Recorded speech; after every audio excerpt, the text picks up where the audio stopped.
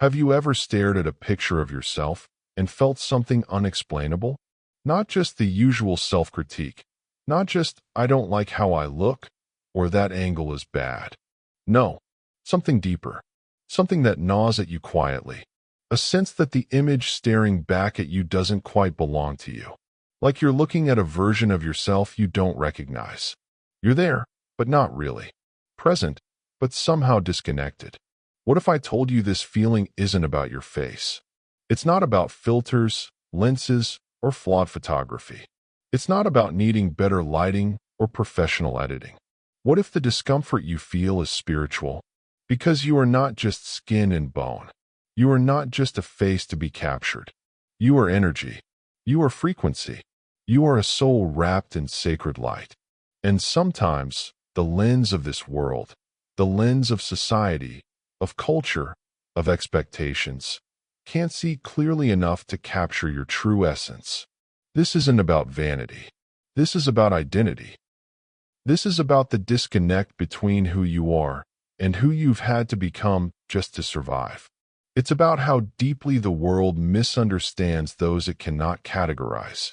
And it's about how you've learned to mistrust your own light because others couldn't handle it. If you've ever felt unseen, like no one really gets you, then understand this. This message found you not by accident, but by divine design. You were meant to hear this now, because your soul is ready to remember something it once knew but has since forgotten. So take a deep breath. Clear your heart, because something powerful is about to shift inside you. Look into your reflection, not the one in your mirror, not the one on your screen. Look inward, into the you that exists behind your eyes. That hidden, eternal you. Who is that version? What is she carrying? What has he buried? Here's the truth no one dares to speak. The version of you captured in photos may not be the version God created. It might be a mask, a performance, a response to pain, a result of years of trying to fit into someone else's mold. You've smiled when your spirit was crying. You've posed while feeling unworthy. You've projected confidence while drowning in doubt. So naturally, when the camera flashes, what it captures isn't your truth, it's your tension. Your body says, smile. But your spirit quietly says, this isn't me. Maybe you've been trying to meet expectations, to please people, to fit into boxes that were never built for your soul. And so every photo becomes a performance, a moment where your light withdraws, just slightly, just enough. But here's what you must remember. You were not born to conform. You were not created to be a replica of others. You were sent here to be a revelation, a walking, breathing expression of divine glory. So ask yourself, right now, who is the version of me I've been showing the world? And who is the version I've been hiding?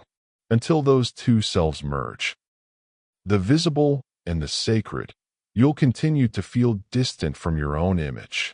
But what if?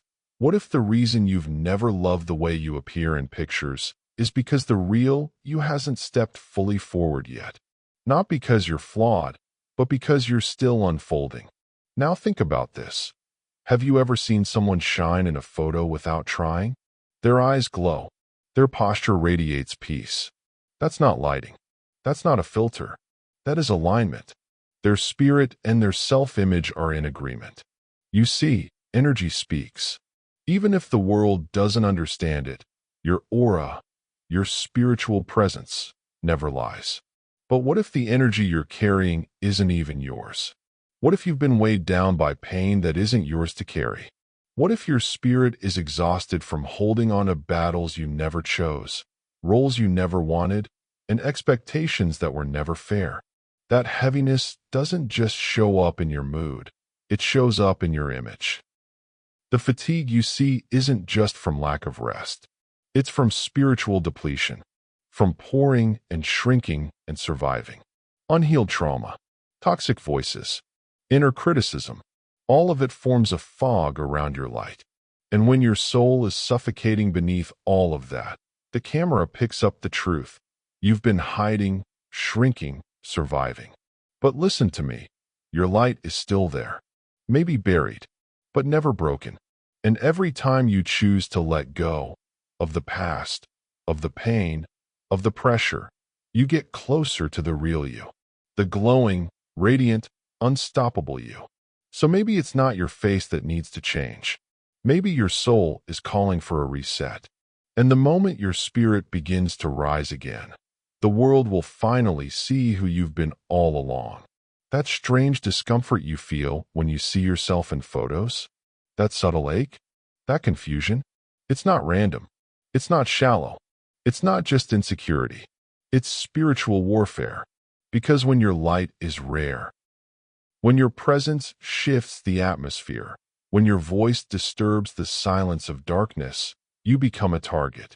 Not everyone is supposed to be seen clearly right away. Some people carry a presence that is so sacred, so heaven-born, that it disrupts the enemy's agenda.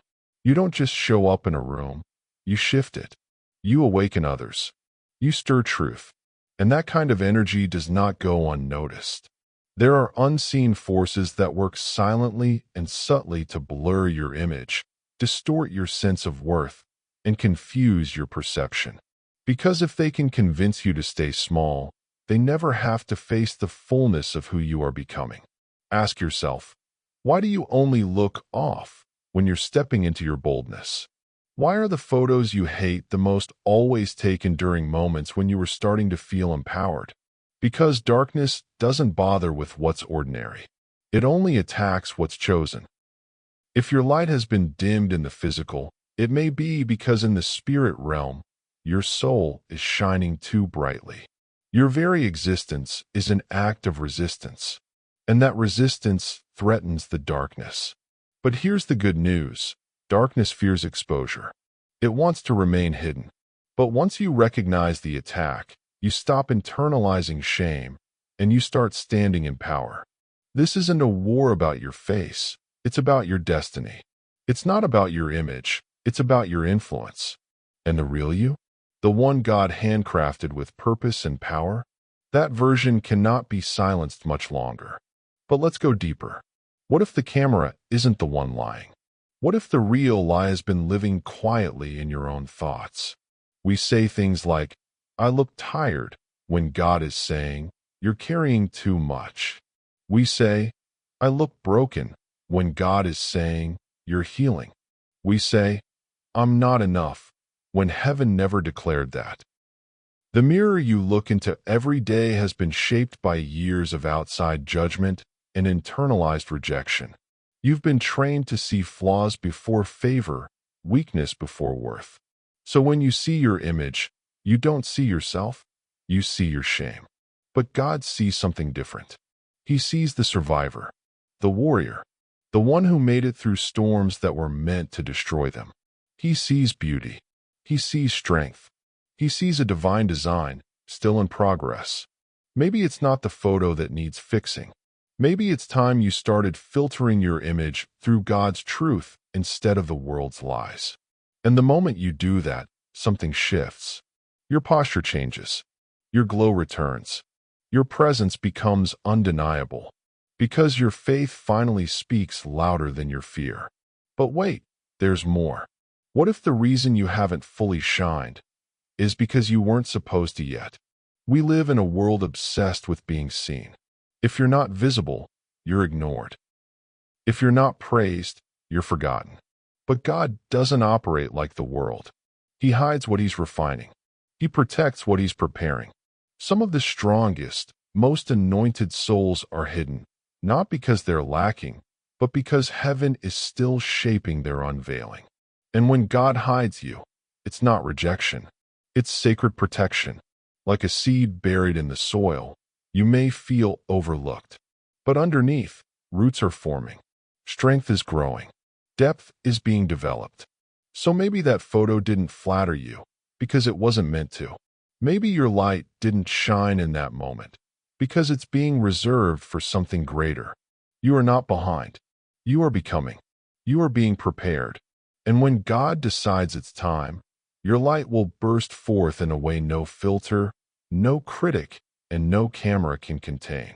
So next time you feel disappointed by a photo, whisper this to your spirit. I'm not meant to be seen yet. I'm being prepared. And now, let me say this clearly. You were never meant to fit inside a frame. You were never meant to be edited, cropped, or judged by earthly standards. You were meant to pierce darkness, to carry light, to wake people up just by existing. Your light is sacred. Your presence is powerful. Your worth is eternal. So when you see that old image and feel the ache of disappointment, remember, that photo doesn't define you. It never did. You are divine. You are chosen. You are radiant. And heaven has been waiting for you to see it. Because once you do, you'll stop shrinking your light to fit into rooms that were never built to hold your fire. You are not invisible. You are not too late. You are not forgotten. You are being unveiled. And when the moment comes, when God says, "Now, every eye will see what heaven has always known," comment below, "I am heaven's masterpiece." Let that be your declaration. Let it be your awakening. And if this message sparked something in your spirit, don't keep it to yourself. Someone else is out there, dimming their light, forgetting who they really are. Shine, rise, be seen, because your time is now.